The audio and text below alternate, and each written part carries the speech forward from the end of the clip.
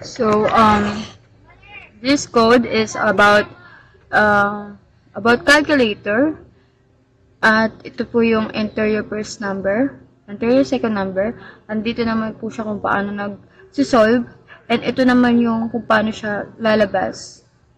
So, let's run.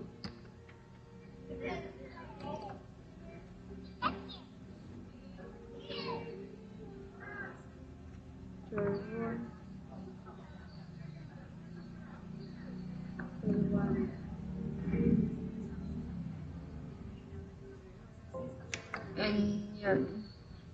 So, mag-enter ka lang. So, dyan na po siya lalabas yung addition. Pag pinag-plus mo, 45 plus 23 is 68. And yung subtraction is 22. At yung multiplication is 1035. And yung divisions. And yung modulus. And yung exponentation. So, yan po, ma'am. Get with the all po.